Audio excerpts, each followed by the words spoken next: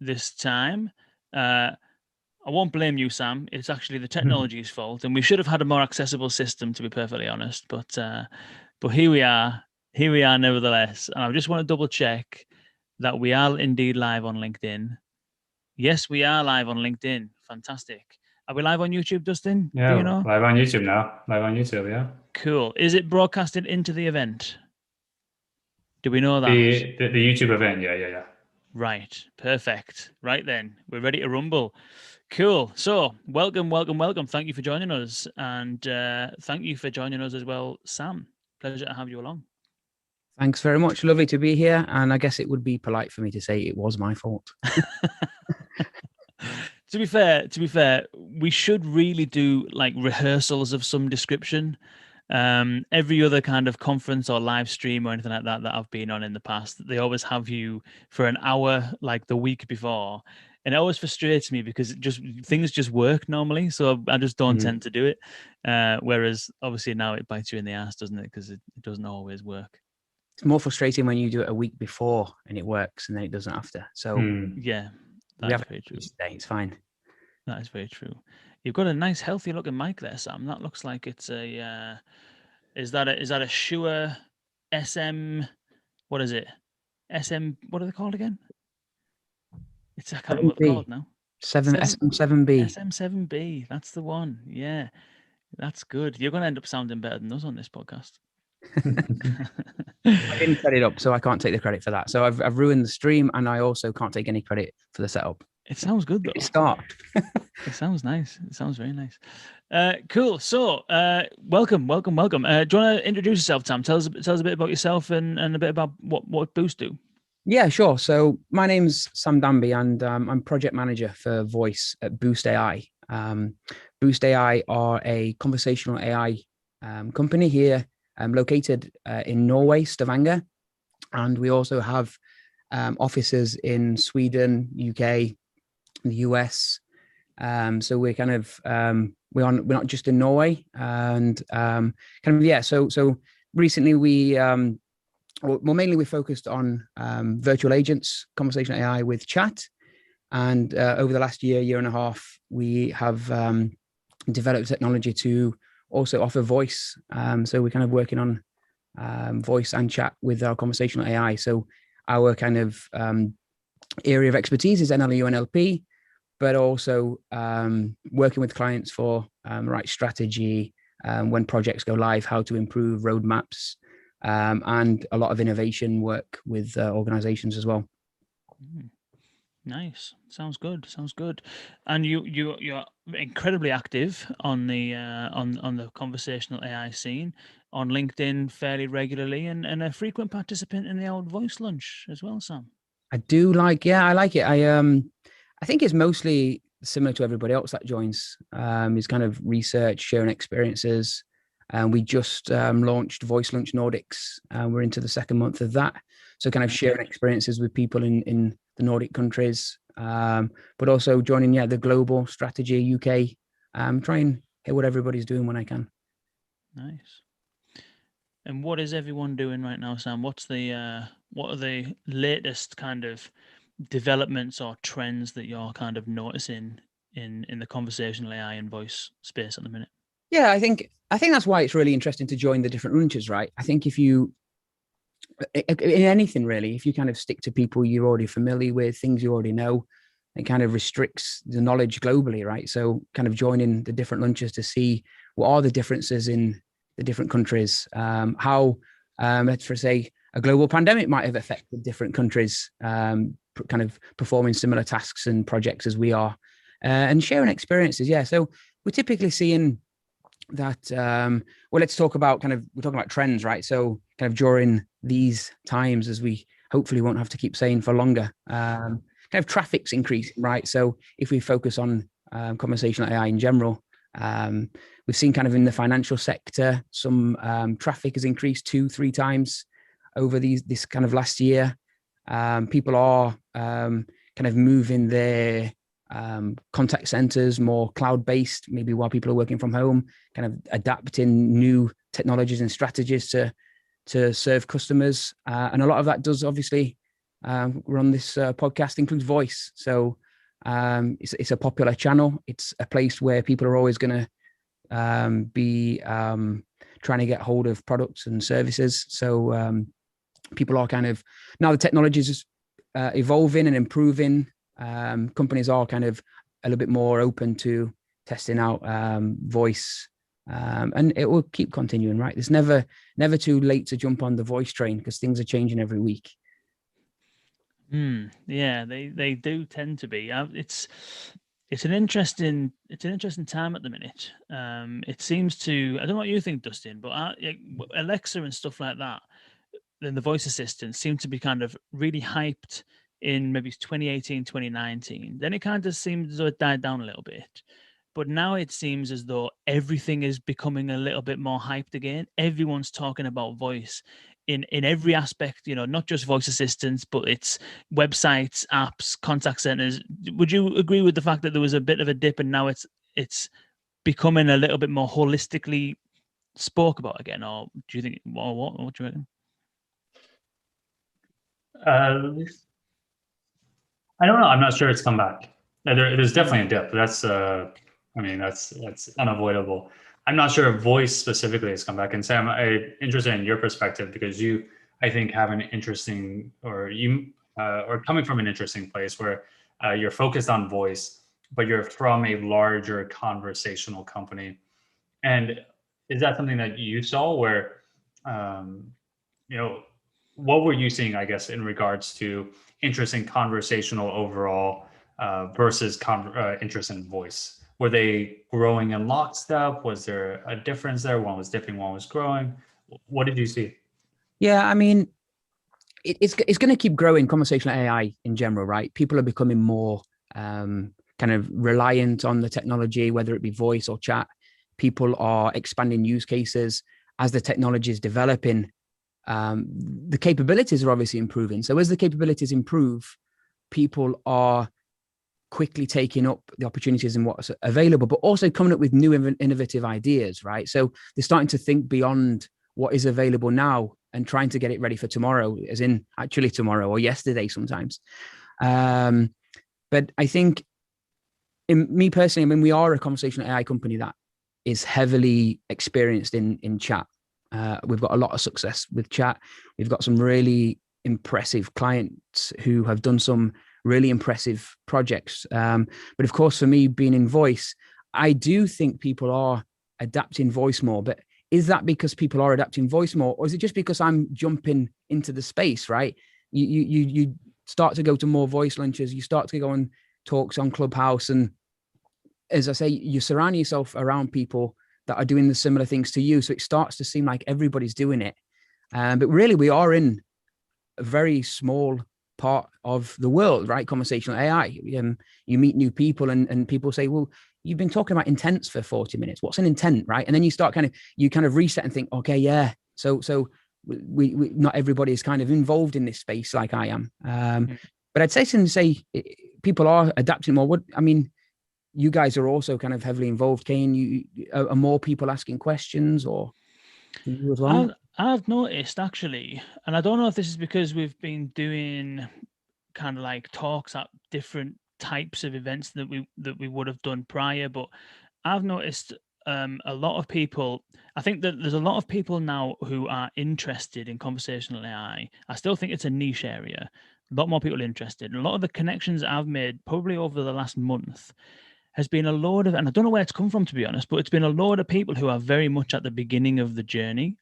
Like, and it's given me so many decent ideas for content as well, because, I've been asked by probably three, you mentioned NLU, I've been asked by three different people over the last probably 2 weeks, where can I learn about NLU?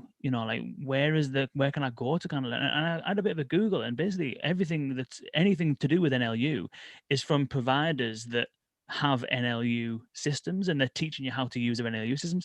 So there's nothing out there that actually says, this is what NLU is, this is how it works, this is the basic explainer, which is basically some of the content that I've been working on. But I'm noticing, so I'm seeing that people are just kind of coming into it, and it feels as though there's a lot more people who are kind of just coming into it. Yeah. I don't know. It's weird. It's a weird. I can't really put my finger on it. It's a weird kind of, for me, like you say, we've always been surrounded by people who are madly passionate about voice, and so you just think there's something that's going on all around you. But it's interesting to see, companies getting involved, like large companies. We were speaking last week about Genesis and the potential of acquiring Bold 360 and stuff like that, and so, and companies who, I don't know. I'm just noticing that there seems to be a lot more acquisitions, a lot more people kind of interested in it. But it's not necessarily to do with voice assistants. That's kind of the starting point where I was kind of getting at, was that this time 2-3 years ago, it felt as though all the hype was about voice assistants, whereas now it feels as though everything's all about conversational AI in general terms. And voice is obviously a big part of that, especially in the contact center and stuff like that. And you mentioned Boost has come from chat historically and now has voice capabilities. What is it that you've noticed? Because there'll be a load of people who are gonna feel this exact process if they've started with chat, or they're just getting involved and they're thinking about chat and voice. What is it that you've noticed from having such a pedigree in chat, now starting to do voice? What are some of the standout things that you've noticed have been either different or challenging? Yeah, I mean, I'd say it is exciting, right? People are coming and they have no experience whatsoever, and it's kind of, you get that chance again to kind of we get a little bit excited when we explain what we're doing and we get to talk about voice. And when people don't understand, it is quite fun to kind of go through the process, right? Because sometimes that's better than people who have a little bit of experience and kind of come with a strategy or an idea that maybe would be pretty wrong, or maybe not wrong. That's not, but maybe there's better best practices to deploy than something that maybe they've already experienced. And yeah, I think coming from chat, there's different things. If organizations are looking for a conversational AI platform, they may want chat. Of course, it's something we've got experience with. It's what organizations out there in the world have a lot of experience with, and it's very proven to kind of provide a good business value, ROI, or all of the keywords. But voice, of course, is new, and it's new because it's changing so quickly. So there's kind of, for us, for me, kind of a lot of if people are coming to us with conversational IVR, for example, kind of there's good practices to put in place. And I think we try and strip it back and look at the basics again, right? So you can either build on existing, say with somebody's already got chat, we can build on existing content, add a voice bot, we have integrations to conversational IVR providers, or we can kind of use our NLU to a contact center, as we'll probably go into. But kind of, you do the same process, right? What are your use cases? What are you trying to achieve? What are your pain points? And typically, it's important to kind of align internally, like we need to with chat, kind of make sure that everybody has the same idea of what is going to be of value for the organization. What are people already calling about if we're looking at voice? What's high levels of traffic to your phone right now? That's kind of things we need to look at. So similar practices to chat. Maybe want to do chat and voice at the same time, right? So that's quite different, because we need to do chat content and voice content is going to be very different in terms of conversation design. We've kind of designed it on ours to facilitate that, where you use the same platform, but you get different responses depending on which channel you get, right? So you can kind of keep everything in the same place, and that's proven quite important. And we do that because of learning from experiences. One thing we do try and, I think being realistic is something that kind of comes up in every voice or conversational AI discussion, where with chat, you can be quite innovative. You can say, we've got this idea, we want to achieve it. And with chat, it's quite possible with the right kind of people involved and the right resources and effort. With voice, it's a little bit more difficult. You probably have experienced it yourselves, where somebody comes with a really cool marketing video they've seen online, and it's like, "Hey there, John, how you doing?" And it's like, "Oh, wait a minute, I recognize John. Is that you? I recognize you by your voice. You're now authenticated."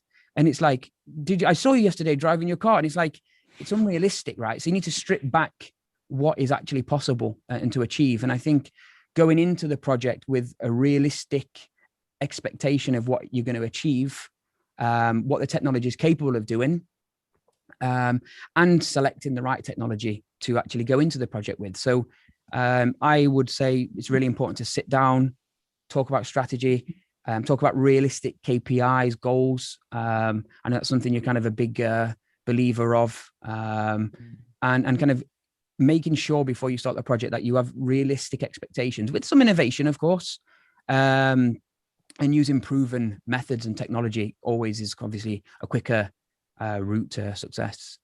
I didn't mean to put you off there, by the way. I was gazing about because I realized that because we're using Zoom, I haven't got a clue whether anyone's commenting on anything or asking any questions. So I was quickly trying to just fire things up. I don't know if you've noticed anything, Justin. No, nothing's come through just yet. But I do want to touch on what you just mentioned, Sam, because I think you've actually alluded to this a few different times now. You're talking now about when you go into voice, you have to be realistic about what the technology can do. And you also mentioned a few times earlier that people are coming into voice who wouldn't have done it before because the technology has improved to a point where they feel comfortable. What has it been over the past couple of years that has come about technology-wise to make people feel more comfortable going into this, and what's holding them back now that's not available? Yeah, that's a good question. I think everything's involved, right? If we take a scenario where we're trying to enhance the customer experience when they call in the contact center. So maybe we're automating the first part, conversational IVR, and then they get through to the advisor. Contact centers are a hot topic right now, of course.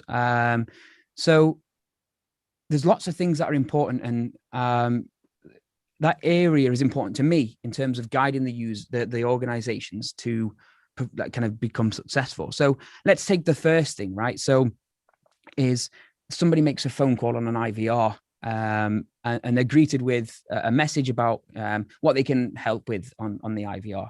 And then, of course, the first thing they're going to do is they're going to say what's wrong or what they're trying to achieve. So then we're already talking about importance of technology, speech to text, right? We need to be able to take what the users said and make sure that we understand them. So we can talk about fantastic NLU, NLP, super integrations to CRM systems. But if we don't understand the user when they're speaking, we're already ruined. I saw Kane had kind of taken a phrase I've said in the past and said crap in, crap out, which is true, right? So speech to text improved. If we're looking at the capabilities of kind of different languages, language detection, being able to select kind of, I know we talked about kind of plugging any bot into any contact center with any NLU and any speech to text, text to speech. The capabilities of selecting speech to text that are more specific to your use case and your language and what you're trying to achieve is now possible, right? So we do benchmarking. We will work with the clients, record audio samples or use audio samples that they already have and run them through a tool we have of multiple speech to text services and get a transcription there of the different ones and perform word error rate or some analysis and have some kind of data to show which technologies would be good to start with. And that's just speech to text. That's just kind of one simple part of it. So speech to text is improving, of course. Every month we see kind of languages that maybe weren't available in 2020 are available to use now.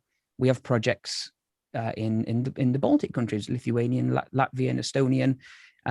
They're languages that are hard to find many providers of because of the difficulty with the language. Finnish, right? Finnish is one of our strongest languages. That's a hard language to navigate for companies. So companies are offering more. Obviously, more data is being used to improve the models. Speed of latency, of course. Prices are getting less and less. So kind of that minute of call time to an IVR system is getting cheaper and cheaper as kind of the technology improves also. And then you've got the kind of user friendliness, the functionalities of the contact centers that are improving their tools. Kane loves Agent Assist these days. Tools like that. So we're starting to find new pains in the process of talking to a brand and kind of trying to develop things that kind of relieve that pain. And the pains start to become smaller and smaller as the technology gets better, right? Because we're starting to find problems with things that maybe aren't already there. Interesting. So you mentioned speech to text, and obviously it sounds as though Boost had an NLU that was platform was chat based initially. NLU is performing pretty well. The voice side of things sounds as though you're using the kind of cloud providers for the speech to text, possibly the same for the text to speech. We might get onto those two in a moment, but have you needed to do anything to the core NLU that you had initially now that you're working with voice, given that people talk differently to how they type?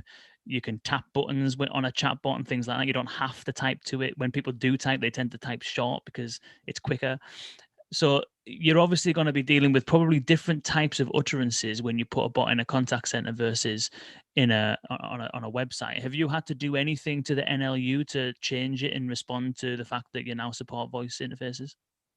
No, the NLU is the brain, the power, and kind of the focus of our technology, right? So that's kind of, that is the same, and kind of we see that being the most important part of the kind of solution, or the providing the end-to-end experience of a phone call.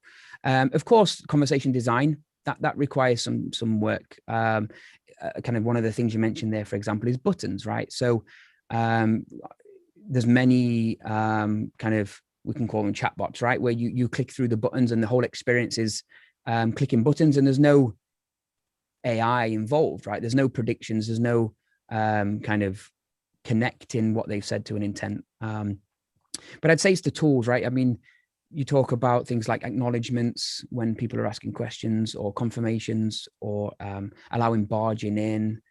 Things like this are kind of where you would develop tools for the voice experience. But kind of the core technology of what we're doing, what we find best in projects is connecting other technologies to what we offer to kind of provide the best IVR or voice experience that we can. Kind of, yeah, speech to text, text to speech, or an integration to a contact center or to an IVR provider, right? Because telephony, of course, we need to be able to have the kind of the numbers and connect it up to where we want them to go. And we actually don't handle any of the speech to text or text to speech ourselves. We work with either contact centers or IVR providers to offer that. And that kind of is a big importance to what we're offering, because we select the right partners for the voice kind of part of this to make sure that we can continue our customization. We talked about, for example, we benchmark speech to text services before we go into a project. You still need to be able to select whichever one you want, right? If you use an integration that offers one speech to text service, there's basically no point even benchmarking, because you're still going to have to use the same one anyway. So we're working with companies that offer flexibility of speech to text. So inside their platform that we're working with, you select, for example, if you want to use Google, Microsoft, Amazon, and of course the benchmarking, then you can select whichever speech to text service is best for your industry, your use case, your language, very easily, which is quite important. Because, for example, if we've got an organization who offers a voice bot in 5 different languages, right? That's quite difficult in chat. So when we start to do things like that in voice, let's say Google's very good in English, but then we'll kind of moving over to maybe a Nordic language or Spanish, and maybe let's say we found Microsoft to be best in that language. What we can actually do is also mid-conversation, per intent, we can switch language model. So let's say somebody changes language mid-conversation, we can then switch language model. So let's say we want to go from Google to Microsoft. This is something they're offering there. Or, for example, entity extraction is very hard. Getting information from a user is quite difficult. So if one speech to text provider is kind of has a more robust service for extracting addresses, we can then switch to their model, for example, extracting an address from somebody.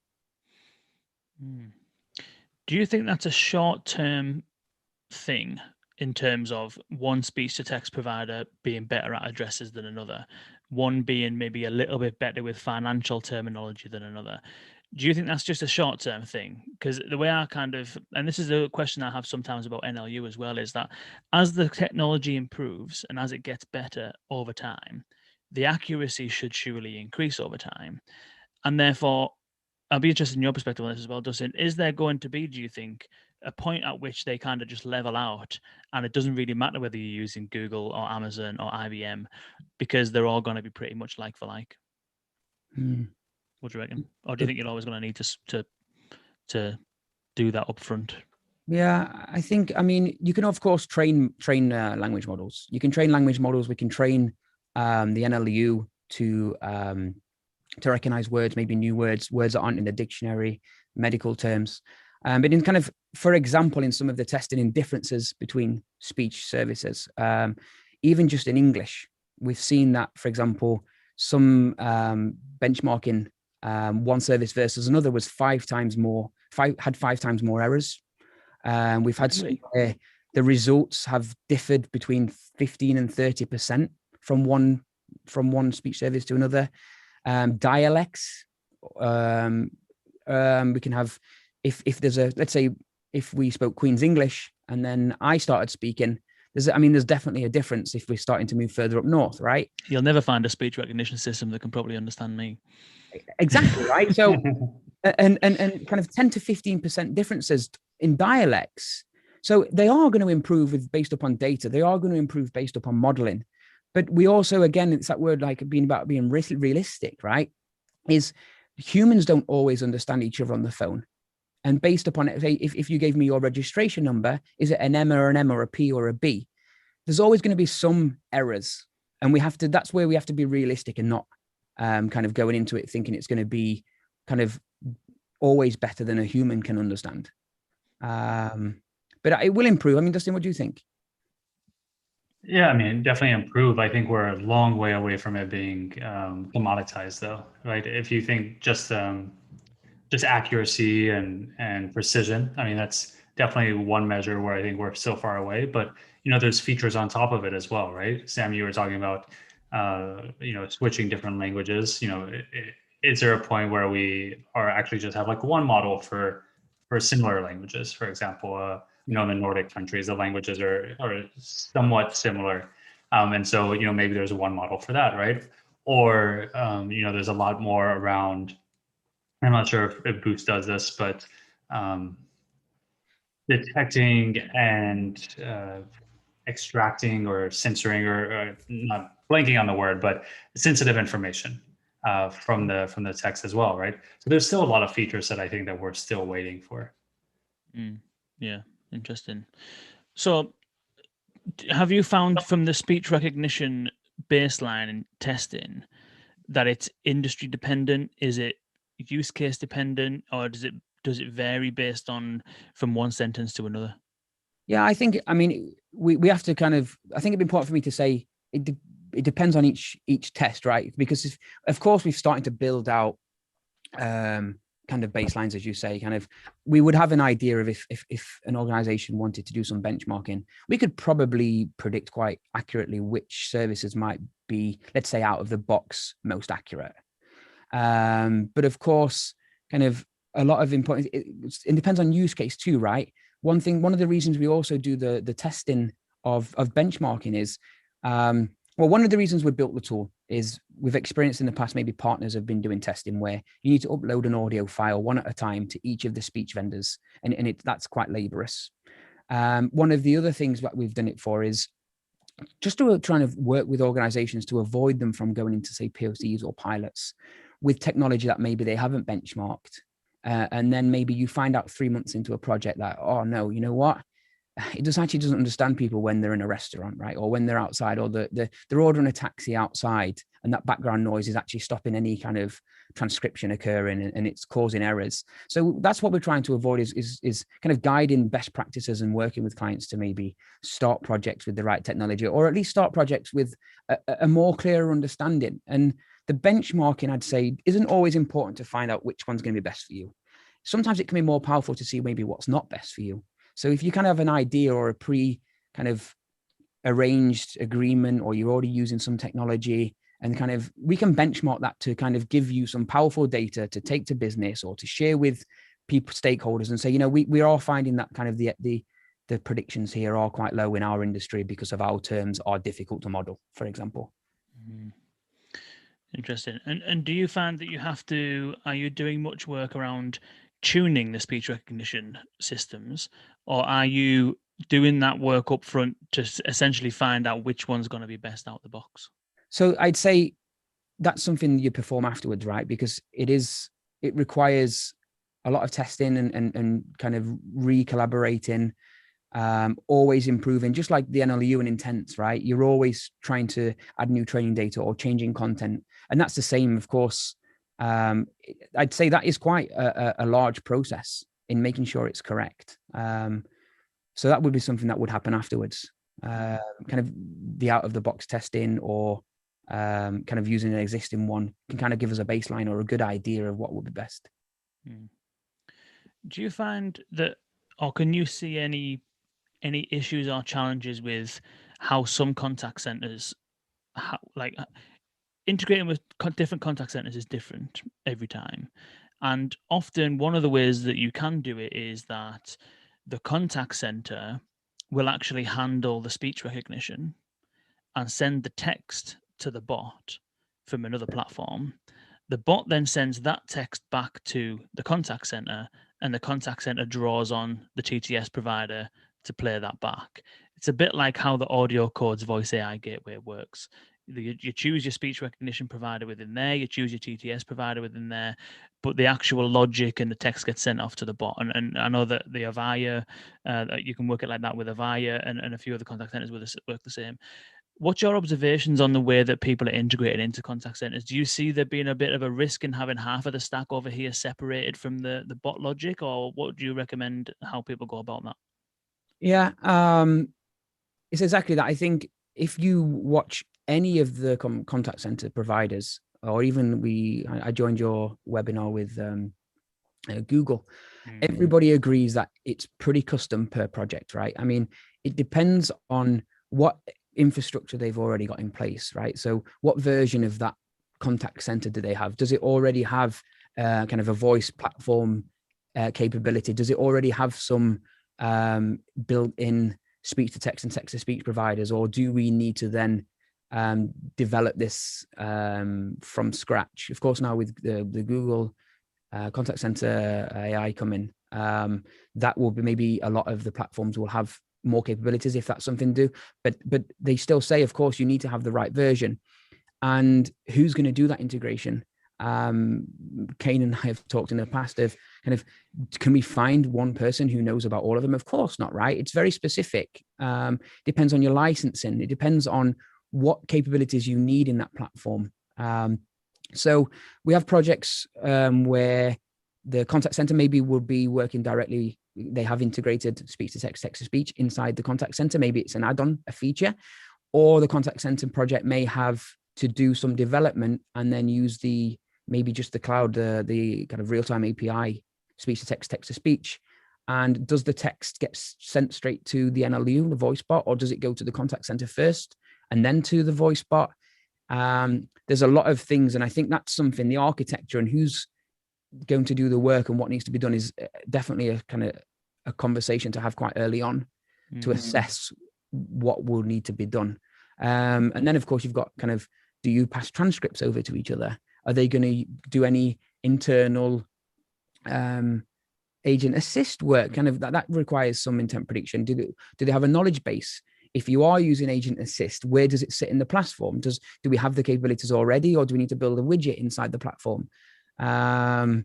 So it is, I'd say, varies between projects, but all of them are possible. Of course, you can just connect the NLU to the contact center if that's the infrastructure that they've got in place. It's interesting. What do you think, Dustin? I remember talking to Frank Schneider from Speakeasy, and he was saying about the fact that the speech recognition in most systems, speech recognition is over here, then the NLU is over here, and the NLU might miss out on some data that's in the audio if the things are decoupled. Like, what's your thinking on having part of that technology over here in a contact center and another part of the technology over here? Is there any other observations on that approach? I think it also goes the reverse as well. The speech recognition is missing out because of you're not having the NLU. The NLU can, and you see this with the smart assistants. The reason why people don't really use, you could technically bring a third-party NLU to Alexa, for example, but you're going to miss out on actually biasing the speech recognition right there. And so that's one thing where I think it does make sense to be tied very closely. Sam, have you noticed the same, or? I mean, of course, it's exactly that, right? So there's accuracy of the speech to text. Maybe that's not always passed on to make a prediction to an intent, and then maybe you're starting to predict without the full information, or full context, maybe. But I mean, do you think? I'd assume probably it's going to be the case now. Everybody, as you said, everybody's buying NLU. Everybody's kind of invested in improving the contact center area. Do you think it's going to change soon? I mean, are we expecting it to be something that will be less uncertain? I think what's going to happen over time is all these contact centers like Vonage, like Genesis, and like Five9 already have, is they're all going to require their own conversational AI, and they're all going to have it set up in a way where it's pretty much just a one-click setup. And so all of this stuff for most of the customer service teams and businesses who are wanting to do something with their IVR, if they go down the route of using their contact center provider, who are all building this stuff, all trying to acquire this kind of capability, it's going to get to the point where this conversation is not a conversation that anyone needs to have because they're just going to have it all assembled and have it all there, basically. And there's obviously going to be, pluses and minuses of that. One is you're probably going to be able to get up and running quicker. You don't have to go and find other providers, but at the same time, how vested is that company going to be in your success, and how vested are they going to be in the constant improvement and iteration of their technology if they've already kind of got you locked in, So that's my little, and I've said this a few times before, this is my little apprehension or worry or concern about all of these acquisitions from contact center providers, is because I fear that as much good as it will do for the adoption of the technology, I also fear it will stifle innovation a little bit.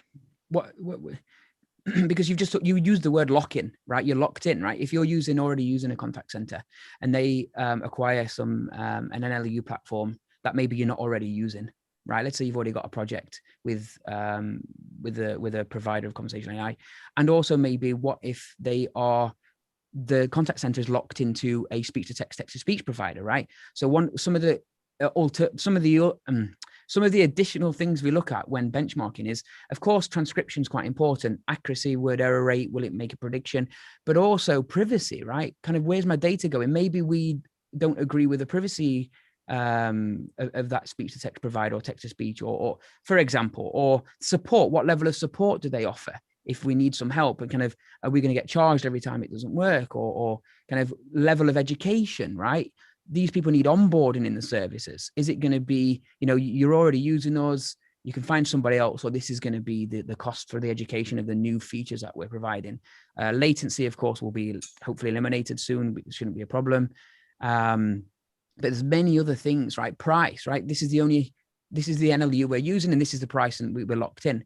That would probably be something that people are concerned about. And I think maybe the privacy and data and kind of the flow of information that's being passed to these third-party services, that maybe they're not getting to be involved in the decision of what's being used.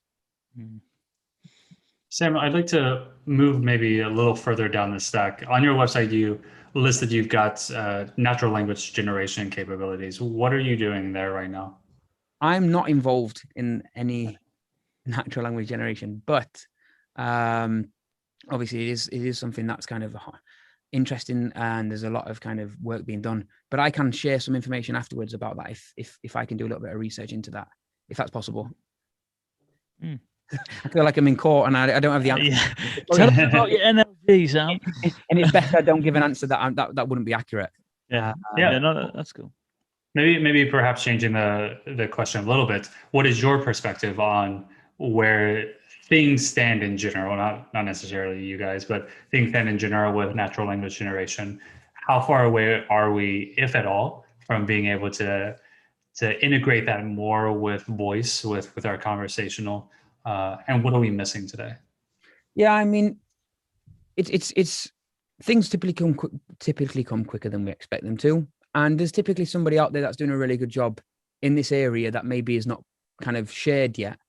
I mean, I think it's about kind of, we need the data. We need to kind of learn from what was best and how to best perform this. And also I think one is kind of privacy as well, of kind of making sure that everything is compliant and being able to do it. Have you guys done any testing, or, because it's not new, kind of, obviously it's been a word that kind of been tested and used for a while, but I personally haven't really tested anything or seen anything in and around the voice space. You've done quite a bit, Dustin, with NLG, haven't you?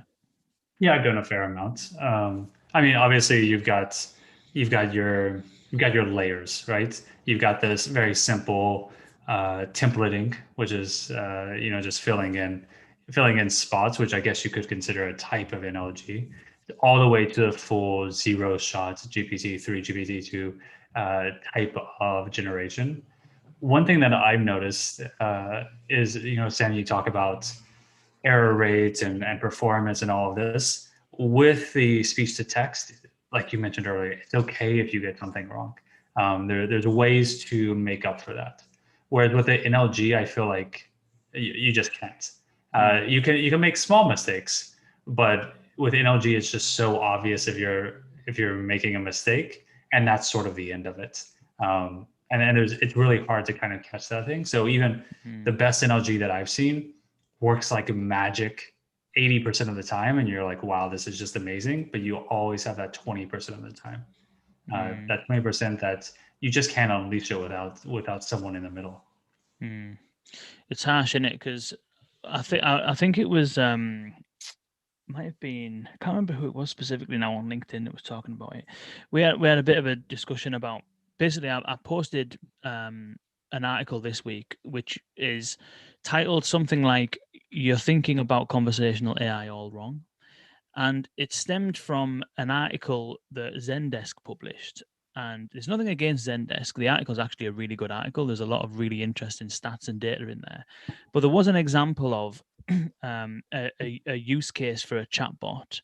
And the use case was said, it was talking about how fantastic conversational AI is. And it said, for example, a chatbot could understand that a customer wants to know about returns and then can send them to the returns policy page on the website. And it just pained me because I was thinking that's not a very good use case, because nobody wants to genuinely know your generic return policy. People want to know whether they can return this item if they've just bought it. They want to know a specific answer to a specific question. And it got me thinking about use cases I've seen implemented, conversations I've been a part of or privy to. And there's just there isn't a huge amount of people thinking really transformatively about what conversational AI can do for a business. It's not a signpost that will send one person from one web page to another, because that's a search, and search has been working pretty well for quite a long time. Where the real potential is for it to be able to facilitate transactions, to do all of that line of business system integration, to revolutionize or streamline business processes, and to become the front layer, the primary layer of interaction between a customer and a business. And that causes huge problems further down from a business perspective, because you need to be organized enough and your technology infrastructure needs to be in such a state that you can facilitate that. But the discussion that we got into on LinkedIn off the back of that article being posted was, I can't remember who it was, but they were saying about, like, think of how much knowledge exists just in the minds of people that work within organizations that doesn't exist on a website, doesn't exist anywhere, just basically in the minds of a few people. And that kind of got me thinking about NLG, because, for example, I've done work in government in the past, and for example, the people who collect the bins, right? So streets that exist around the world, some streets have different access. Some streets have little shortcuts, and some country lanes, there's no Wi-Fi signal down there. And individual people know this stuff and they adjust behavior accordingly, but it's not written down anywhere. And so that kind of got me thinking about the potential of NLG, is that if you could find some way of ingesting or understanding the information that's in people's minds, and almost using that as the basis for kind of as the basis. I don't know, I can't quite kind of encapsulate what I'm trying to get to, but essentially using NLG as a way of getting to information that's not readily or easily accessible, essentially. But it doesn't really help if it's not very accurate. I think I think it's kind of like that seamlessness, right?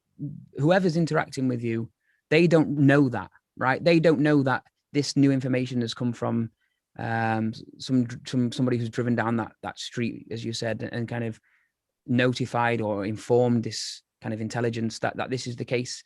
Basically, to them, it's just the information that they've asked for, right? I think in terms of like seamlessness, I think I can probably give a shout out to the Finnish team. They have a project in Finland, which is quite interesting for kind of the seamlessness of it's the Finnish immigration services in Finland have teamed up with the Finnish tax office and the Finnish patenting office.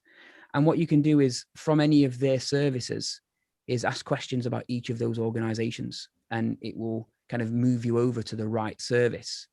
So if you ask the patenting office about taxes, it won't send you to the tax office website. It will, inside the same chat, send you to the chat bot or virtual agent of the tax office. It will change color. It will let you know that you've moved over. Data won't be transferred, but you're still inside that area. And then you can go on to kind of, for example, if you wanted to ask about immigration, you can ask about an immigration service. So it's called Virtual Agent Network. And I guess it's that kind of, nobody knows what's happening on the back end there, or what kind of things are occurring, how it's connected. How does it know that what I've asked is not a question for that service, but they've got that, they know that it's part of another organization's knowledge and move me over without any kind of noticeability in the functionality. And I guess like the seamlessness of the NLG or kind of user experience or the journey through getting the information is probably something that they're not going to know about, really. Interesting.